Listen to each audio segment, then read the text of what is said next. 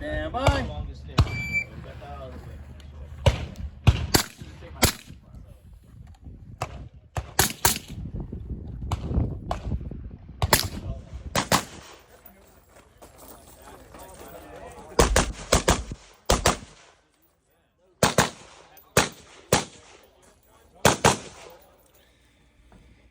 Hey guys, we're here to continue to beat a dead horse, so it seems. The never-ending debate of correct optic choice. If there's a correct choice, so that way you can continue to feed the algorithm and the consumer mindset that plagues both this industry and just modern life in general.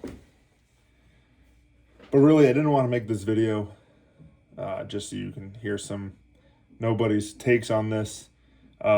Really, this is so that way you can learn from my mistakes. This isn't to recommend an optic or tell you not to buy something or to buy something. This is really to focus less on equipment and more on capability, which is what is the most important thing. And capability is not buying itself or buying things. Capability is a math problem.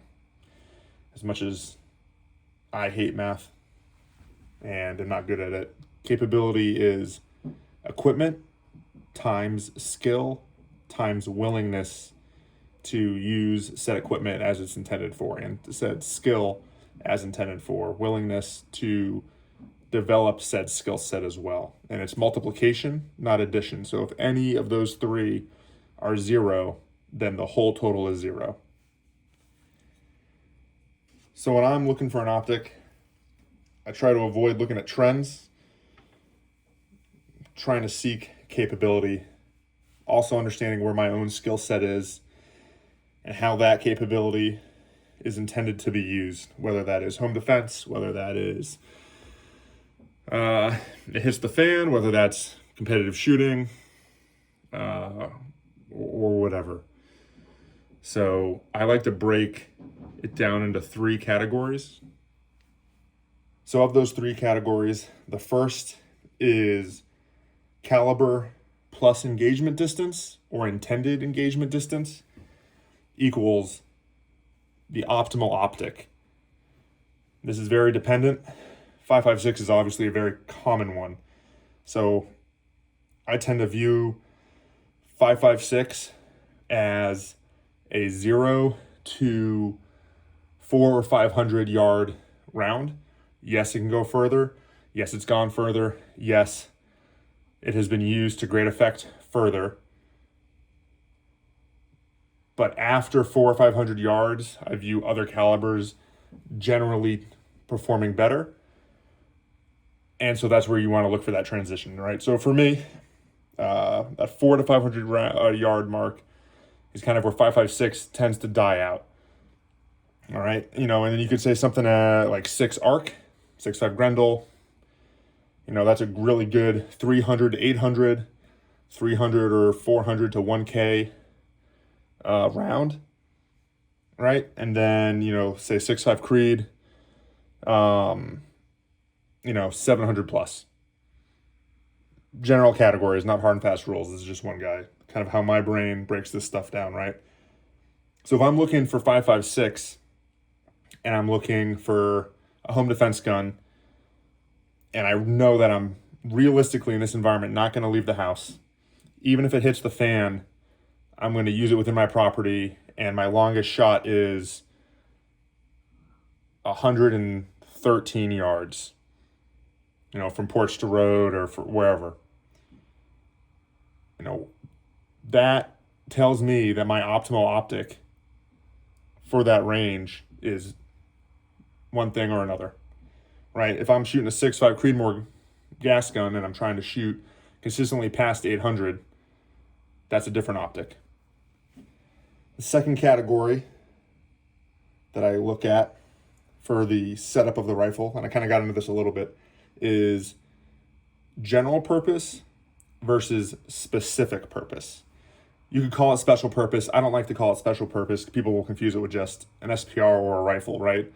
Imagine or remember when people were confusing recce with just having a gun, kind of like what's right here on screen. A specific purpose would be, I know what I'm going to use this gun for. I'm building it specifically for that thing, right? So home defense, truck gun, active shooter response kit, right? Those are all guns that would probably be used within 100 yards. Probably very quick scenario. They're likely smaller to be more compact. They might be 5.56. They might be a smaller caliber or different caliber rather, like 300 black. Within 100 yards engagement distance, probably lend well to just a red dot. Maybe a magnifier, depending on the need to PID within a crowded environment. All right, other specific purposes could be a hunting rifle, right? Even if it's a semi-auto gas gun. Known distance ranges, like if you're shooting competition, if you know, hey, this is PCSL, and I know that I'm shooting within 250 yards, right? Or if I'm shooting some other competition, I know I'm within 100 yards, right? Or you're shooting PRS or even a gas gun like a quantified performance, right? You know that you're shooting within a set distance, and that distance could be far, but you know what you're going to use it for, what that environment is going to be, so you can really tailor that optic towards that, right? And then there's general purpose. Everyone understands the GPR, the GPR trend, but a general purpose, right, can apply to anything. And that's really, for me, it goes around, hey, unknown distance, it hits the fan. I'm not sure in what environments I'm going to have to use this for. Are we bugging out? Are we bugging in? But now, ROE has loosened because, now I don't have to wait for someone to break into my house physically. I may have the ability, if someone shows hostile intent, in the backwoods, right, to engage or break up an ambush. Or if you have to, with your community, because if you're doing it on your own, you're an idiot. If you're patrolling actively for security, offensively, this is not gonna. We're not gonna get into the morals of how to do certain things, or if you should even do certain things based on breakdown of law or everything like that. But general purpose setup. Hey, grab it and go. You may have to enter a building with it. You may stay outside. I call that between 0 and 500 yards, right? Essentially the full engagement envelope. Of this case, 5.56. Again, if you have, a larger caliber because you live out in Montana or Idaho or somewhere and your distances are much further. I'm going to stick to 5.56 for these examples, largely just because, your historic engagement distances are usually between 200 and 300 yards based off of cover, micro terrain. 5.56 is very plentiful, in the United States and internationally now as well. So again, you have general purpose versus specific purpose, or I know exactly what I intend to use this rifle for or this platform for. I know 90% or greater certainty of what distances I'm going to be engaging in versus general purpose of I am not sure. I may have to grab it and go. And if I grab it and go, I may have to enter a room with it all the way to I may have to take, a quarter-mile shot with it. The third category that I break things down to is value per dollar spent. All right, and this one is kind of a little more on the nose. All right, red dots, ignoring the magnifier for now, red dots are much more competitive at lower prices and easier to afford compared to higher priced red dots. It doesn't mean that they're equal to higher priced red dots, but the market is saturated enough and is good enough that at this point that you can spend fairly inexpensive or spend fairly low amounts of money on an inexpensive red dot and get fairly close to the capability of a much higher end red dot. Obviously, there are left and right limits for all of that. But they're all generally very, very close, especially for basic, marksmanship training, for attending classes, for general use wear and tear, for you improving your skill set and how that equipment supports your development of your skill set. And obviously you can add a magnifier later to those. Inversely, LPVOs at comparative cost provides you with more capability, but there's more pay to play. So if I were to buy a $800 red dot versus an $800 LPVO, comparatively, that LPVO is going to be a lot worse than that red dot. And that would be generally a more expensive red dot. And obviously, you're looking at the economics of it, right? It's a more complex optic. It is providing you more capability. The price is obviously going to go up. I think where a lot of misconception goes with LPVOs is people will buy cheaper LPVOs, which do suck, and then think that this thing sucks entirely. The truth of the matter is you have to pay more to get the quality that you need to actually make it comparative to a red dot.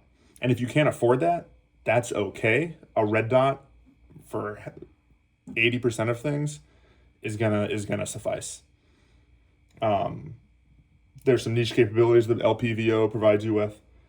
There are some advantages to if you train with it. It can be just as fast if you train with it just as much or more. But it does cost more to get to that level. And so it comes down to what do you need it for. Lower value LPVOs are not competitive with higher tier ones, and especially not to how lower tier red dots will be competitive with higher tier ones, especially when it comes down to end user use. So where do these overlap? So for me, I view a red dot without any magnification, generally with 5.56 is 200 yards and in gun. If you're shooting competition and some USPSA or PCSL style shooting, and it's a generally easy to find target, and it's generally larger, at least C zone or reduced C zone, or even full size, at 250 to even 300, like you can make those hits unmagnified with a red dot. The Army has been training for 30 years with comp N4s at 300 yards. And you can do it. Is it as easy as magnified? No, but you can do it.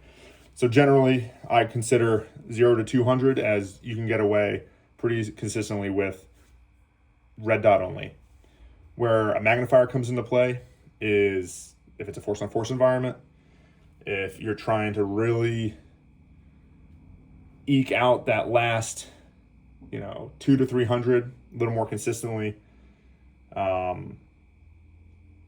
and you don't want to go up to an LPVO, a red dot with a magnifier is a really solid 300 and in combination. Where I find personally LPVOs as becoming much more effective is outside of, again, if I don't know what I'm encountering, I need a range of things, right? Is when I need to stretch past 300 out to 500, to 4 to 500. That's really where an LPVO comes into play. And so that's how I pull those three again together, right? Caliber and engagement distance. Hey, I am shooting 5.56. I'm generally shooting within 200 yards, right?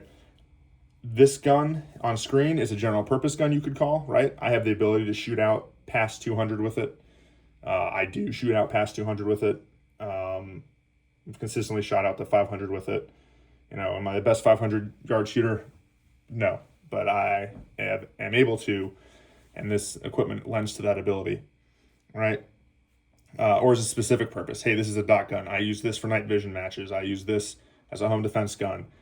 This gun will never be fired except for zeroing it and confirming zero occasionally outside of my house. Dot all day, every day. One exception I will say is passively aiming. Passively aiming is a huge trend. It'll probably continue to be that way. The idea that you can't passively aim through an LPVO is false. I have personally passively aimed through this NX8 before. This is one of the newer ones with the FCDMX reticle. Is it as easy as an aim point? No, but this is definitely easier than other LPVOs I've used. So you can do it, but again, you have to have a higher quality LPVO that has better light transmission and better glass to do that. And so then there comes your cost differential again, right? And prioritizing, hey, is the gun meant to do it? Is it okay if it only does that so well, or does it need to excel in that role, right? Is it a specific purpose or is it a general purpose? All right, and then to start to wrap up, I know a lot of people throw in Prism optics. I know the ACOG is all the rage. Why not the ACOG for me? I don't have anything against the ACOG. I used an ACOG for the decade plus that I served as an infantryman. The ACOG is a very solid optic for what it is, but the ACOG is also 1990s technology, and technology has surpassed the ACOG. The reason the ACOG is as proliferated as it is was in the 90s when it was first fielded. It was fielded as a mix with your red dots. It was initially fielded as like a fire team leader or squad leader optic so they could spot and see further away while the rest of the team or squad used irons or red dots. And then when we got to Afghanistan and were stuck in Afghanistan, those extended sight lines convinced the Army and the Marine Corps to adopt the ACOGs to help them adapt to the environment they were fighting in. Obviously, they didn't get the caliber mix right. But if you notice, the same time that the Army was fielding ACOGs and the Marines were fielding ACOGs to the wider general purpose force, the soft elements that originally it started with were getting rid of them and going to other optics. And if you look at today, what the general purpose force is fielding across the Marine infantry and the Army, the Marines are going to VCOG 1-8s, and the Army, ignoring their silly 6.8 SIG guns, are going to EXPS 3s and magnifiers, the Vortex AMG 1-10s, ATACR 1-8s, and XM 157s, which again are a 1-8. And they're all their first focal plane fighting optics. I'm not going to get into second focal plane or first focal plane. They all have their purposes. But the matter of the fact is that the ACOG was around for a while because the government is very slow to adapt stuff. It did a very good job at increasing your hit proficiency within 300 yards with a known caliber, with a known barrel length that they could get en masse, even though the reticle wasn't designed for a 14.5-inch barrel and M855A1, but I digress. The matter of the fact is when people had a choice between the ACOG and other optics within the soft community, they chose other optics consistently. And now that the Army and the Marines have reinvested in the capability of their infantrymen, they are getting away from the ACOG altogether. So the ACOG is great if you want to build a clone gun. It's great if that's the only option you have. But for people who have more options than what the U.S. government issues, they will be better served, in this one person's opinion, with a red dot and magnifier or an LPVO. If you're shooting distance, LPVO. If it's, you only have one gun and you're generally shooting up close, but you want to be able to look a little further sometimes, red dot and magnifier. Or start with a red dot, get a magnifier. All right. So ACOG's cool. You get OG vibes, but I would call it almost obsolete. And I'm sure there are some people out there who would call it actually obsolete. Lastly, guys, I just want to reiterate, this is not me saying buy an NX8. This is not me saying buy a T1 or T2. I don't even know if they make the T1 anymore. I've had this dot since 2014. She's been running hard. She's been doing great things. What this really is you can have these things and no skill set and your capability is zero. You can have these things and be the best shooter in the world, but if your willingness to use them for what they were intended for, what the Second Amendment was intended for, or if you want to buy them for a match and then you never actually shoot a match because you're afraid of looking a fool, then your willingness is zero and your capability is zero at the end. These thoughts are from over 10 years of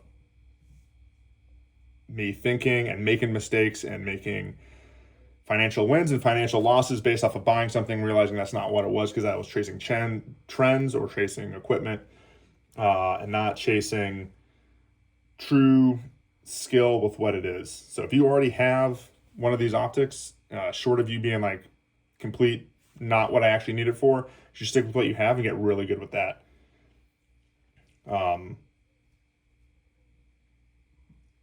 There's nothing really else about it. If you don't look at it from a capability standpoint, and not like, oh, I need this fantasy of I'm gonna do X, Y, Z. We're gonna rappel out of helicopters, and go raid the Costco when it all goes down. Like real grounded. Like, this is the worst day of our lives. How do we survive? What's our community? What's our plan? What does that require? How does that change? And then what capability do I need to best facilitate that? Then it's almost all for naught. And if some guys are just buying stuff because they want to have fun and look cool for the gram, like, that's cool too. But a lot of people are out there trying to get better, not just chasing the next sale. And so for this, capability is how do we improve it? And it's by equipment that you can rely on, and you know you can rely on it because you have the skill set by training with it and being willing to use it, and that's driving it. And all of that equals your capability. Finally, guys, just a short verse for the day. Hebrews 13:5 says, "Keep yourselves free of the love of money and be content with what you have." Right? So we just finished the video talking about optics, right? And I started by saying this isn't me trying to sell you on any one thing. It's really to help drive your decision making. But the big thing too is if you are obsessed with the next thing, whether it's because of status, whether because it's a flex, or obsessed with making more money because you feel insecure with it, the only thing we need is God's love, and He loves us already, and He has adopted us as sons and daughters, and we just have to give that to Him willingly. It's a gift. We can't earn it. We have to accept it. Right? And we got to be content with that. Don't be chasing money. Don't be chasing trends. Be content with what you have. And it's okay to get new stuff occasionally, but the obsession that this industry and culture has is unhealthy, to say the least. Regardless of if you agree with the Bible or not, it's an unhealthy obsession, and I think most people would agree with that. So remember that. Do not do things for the love of money. Be content with what you have. Keep on keeping on. Thanks, guys. Damn.